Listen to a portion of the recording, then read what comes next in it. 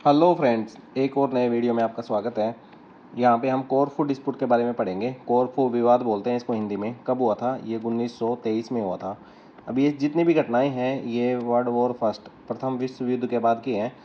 तो world war first कब हुआ था? 1914 से 18 के बीच में हुआ था। उसके बाद काफ़ी जो कंट्री थी उनमें बॉर्डर डिस्प्यूट थे और उन बॉर्डर डिस्प्यूटों को सोल्व करने के लिए जो नए बॉर्डर थे उनको ड्रॉ किया जा रहा था। तो ऐसा ही एक बॉर्डर डिस्प्यूट था दो कंट्रियों के बीच में जिनका नाम था ग्रीस और अल्बानिया।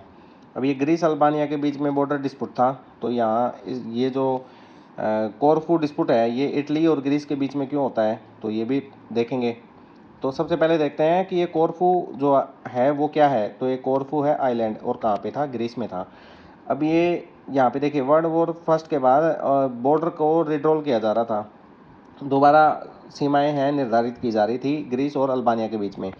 और इनको निर्धारित करने वाले एक जनरल थे जिनका नाम था टेलिनी। और ये टेलिनी कहाँ का था? ये था इटली का।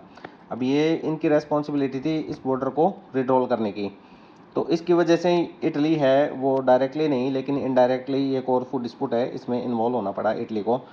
अब ये जो टेलेनी है इनका हो गया मर्डर ग्रीस में हो गया इनका मर्डर। अब ये मर्डर होने के बाद जो फासिस्ट लीडर हैं जिसका नाम था मुसोलिनी। मुसोलिनी बोला चलो हमारे जनरल का मर्डर हो गया, कोई बात नहीं, हमें 50 मिलियन लीरा दे दो, हम है ना कुछ नहीं करेंगे आपको। तो क्या हुआ, ये जो ग्रीस था इसने मना कर दिया देने से कि हम नहीं दे रहे, 50 मिलियन लीरा हम नहीं दे रहे। तो अब ये मैटर है ये किसके पास गया? ये मैटर गया सबसे पहले, उससे पहले देखिए इटली ने फिर इन्वेजन कर दिया, आक्रमण कर दिया इस आइलैंड पे। अब ये जो मैटर था उस समय जो पीस कीपिंग ऑर्गेनाइजेशन थी जिसका नाम था लीग ऑफ नेशन के पास गया ये मैटर।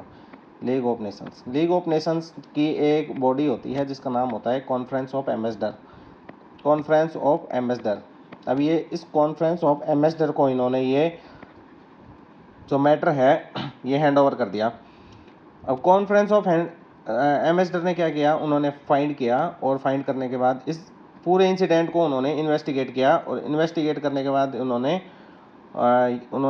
ग्रीस इटली को बोला कि आपको यहाँ से विड्रॉल कर लेना चाहिए, अपनी सेना को यहाँ से हटा लेना चाहिए। लेकिन उन्होंने दूसरा और एक बात बोली और वो बात बोली कि ग्रीस को इसके बदले में ये जो अमाउंट है एज ए कंपेंसेशन ये देना बनता है।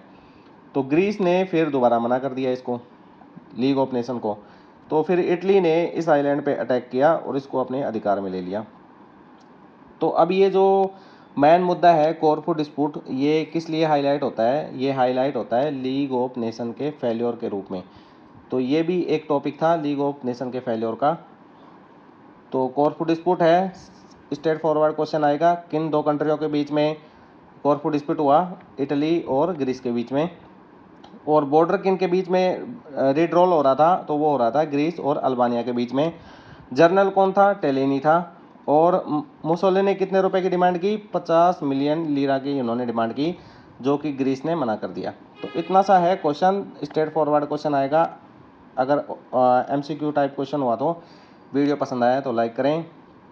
आपको लगता है कि इसको शेयर करने से किसी का फ़ायदा हो सकता है तो आप इसको शेयर कर सकते हैं। चैनल पर नए आए हैं तो सब्सक्राइब करना ना भूलें। Thank you so much.